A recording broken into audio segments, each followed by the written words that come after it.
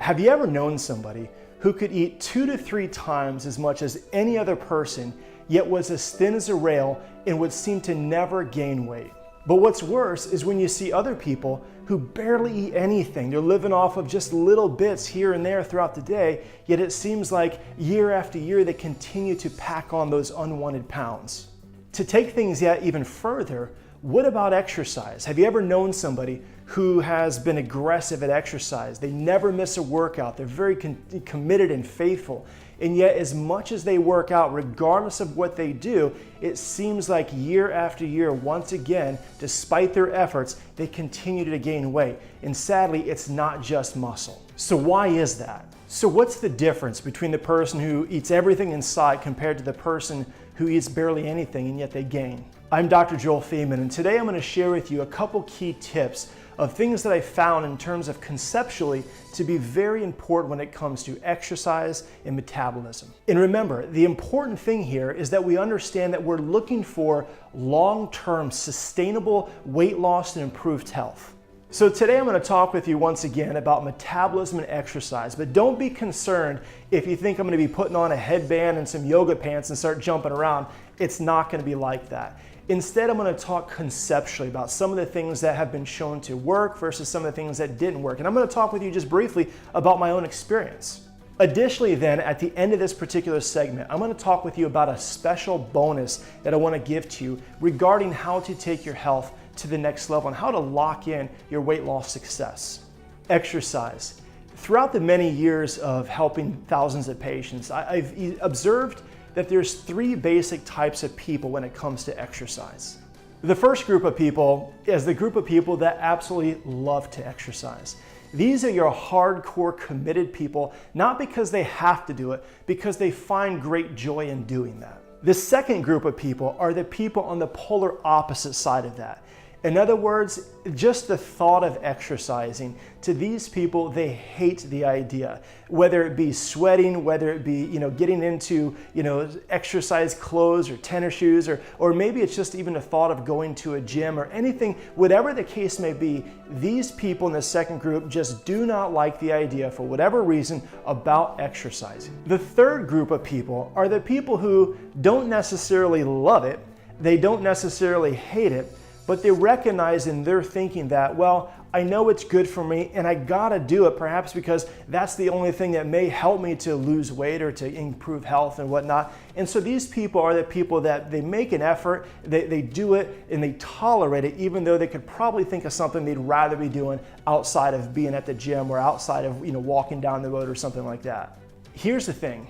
If you've ever watched TV, you've most likely seen that there are a lot of different programs on TV, different series, whether it be an exercise series where you'll watch people actually exercise, and maybe there's a program that's for sale to where it's like an infomercial type of thing and they show extreme success and excitement and joy, and those things are great. But then you'll also see those different series about people who are literally trying to, on national TV or international TV for that matter, where they're on an extreme program where they're trying to lose weight. And some of these people, as I mentioned, they have extreme success, incredible successes where their lives are changing. You can see it as they tell their testimony, how they're beaming, and there's something even in their eyes that you can see that's like, man, I finally conquered this problem. But then sadly, what happens so many times when you look at these people down the road, whether it be months or even a couple years later, you find that these people are oftentimes back where they were before, to where they're continually struggling when it comes to their weight and achieving, not just achieving, but sustaining then their weight loss success, their health benefits. Listen, for me personally, before I lost all my weight, I used to train for half marathons. I love running, I love working out. So for many weeks in my trainings, when it came to preparing for a half marathon, I would sometimes find myself to the point to where I would run anywhere from 35 to maybe 40 miles a week. And it didn't seem to matter how far, how long, how many hours I committed to that, or how many times I would do push-ups and sit-ups and those different things. Although I enjoyed doing those things, I found myself in a place to where over time, it didn't matter what I did, I would continually to gain weight little by little over time. And what's most frustrating about that is when you're making every effort, when you're doing the right stuff, when you're eating healthy foods, organic foods, it's not like you're being reckless, you're trying to exercise, you're making the efforts necessary, the efforts that everybody tells you to do in order to have great health and weight loss, and yet the frustration comes once again when you're making those efforts and yet you're gaining over time. And it wasn't until more recent years when I started to realize through the research that genetics can play a big role in this, and how some people have a tendency to respond to one form of exercise where another person may respond entirely different and prefer, their body type prefers a different type of exercise in order to achieve the best results when it comes to sustainable weight loss and improved health. Exercise, remember, has so many benefits. Whether it be oxygenation, making sure your body's efficient, that your body's metabolism is being regular, blood sugar, I mean, there's just literally, I could go on a huge list of all the different benefits that a person could achieve by having exercise as part of their life and how it affects them if it's the right type of exercise. But here, honestly, is something that really bothers me. Sometimes you'll find people, especially if these people have never dealt with a weight loss problem, or maybe they've never suffered from poor health, and they seemingly are in great health themselves, or at least they believe themselves to be. When they walk in and they see somebody, and either they think or they say, well, that person just needs to get off the couch and get to the gym. And it's almost like we judge that person, removing all exterior factors, all internal factors. It's like we take a look at a person and say, they just need to take control of their life and their health. The thing about that is that's not necessarily true whatsoever, because in a situation like mine, I was making the efforts. I would eat primarily organic foods, drinking only water, you know what I mean? I would do all the right stuff, and yet I struggled. And that's what I found to be so true in many cases. And frankly, there are people who live recklessly. There are people, no doubt, there's no arguing that there are people who do live recklessly. Their health is horrible, they're overweight, they're out of shape, and they suffer needlessly when all that could be changed. We know that to be true. But in the same sense, just because we know it to be true in some cases doesn't mean that we can look at a person, judge them, and say that person needs to hit the gym, because many times what I found is that people who come in for help, they've already done that. They're making the efforts and they're trying hard and they're committed, and they're making sure that they're thinking and living consciously in terms of what they're eating and making an effort to exercise. They're getting up early, they're going to bed late because they make sure that they're not going to go a day without doing something to be able to help themselves. And so it's not true to think that a person just needs to get off the couch in all cases. And that's something that really bothers me as I started to look around and see the people who have never had that struggle. They look and they oftentimes will judge, and it's just not fair because it's not true.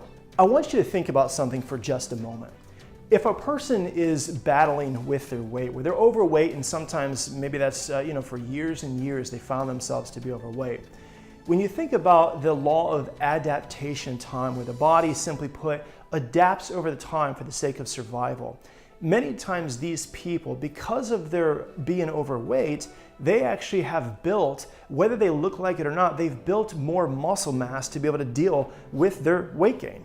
In other words, let's say a young gal comes into my office and maybe in the first 40 to 60 days, she loses 25 to 40 pounds or more, whatever it might be. If you were to imagine that person who lost the weight, let's say even 30 pounds of weight over a period of time, just by purifying their body and improving their health and teaching these folks what it takes to not just lose weight, but sustain that for long term.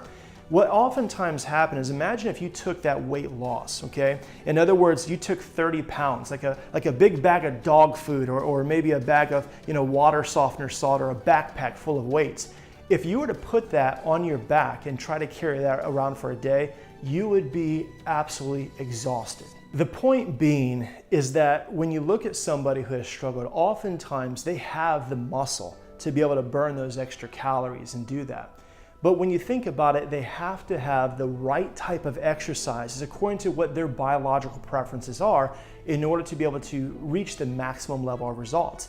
And once again, what works for one person, they may find that they don't have as good a success as somebody else is doing something entirely different. And what most people really need in today's fast-paced society is they need to know not only what works, but what's most efficient, what takes the shortest amount of time to be able to create the time to be able to do what they need to do, to love doing it, to feel good doing it, to get results, but also have the time to be able to make it happen without having to go out of their way for sometimes hours just to struggle. So let's real quick shift gears and talk about metabolism just briefly. So we talked about how exercise can help in so many different ways, and one of the ways that can be is because of the effect that exercise has, not just with improving blood flow and oxygenation and blood sugar levels and things like that, but it also has a huge effect on how it affects your metabolism, especially when you know what type of exercise to do specifically for you. Now, if you've ever personally struggled with being overweight and having steady weight gain over time,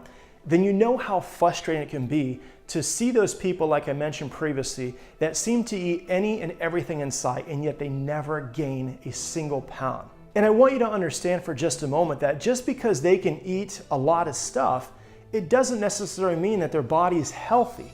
I mean, I've seen people who live a life of drinking alcohol and Cheetos, and they do nothing good for themselves, and yet they're thin as a rail.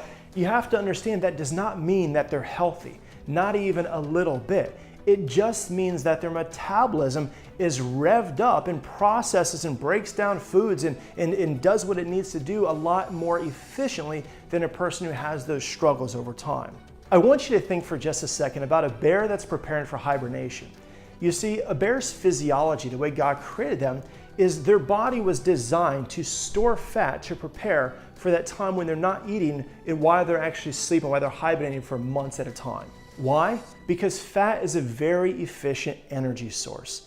In other words, their fat is what's going to be able to keep them alive while they're in that time of hibernation. And if you're like many people who seem to be exhausted all the time, just the idea of having a 3 to 4 hour nap, let alone a 3 to 4 month nap, sounds a little bit nice and quite unfair. And here's the thing, you may be cuddly, but unless you're a bear or your body's preparing for some sort of long period of time without eating any food, you should not be storing fat like a bear would for hibernation.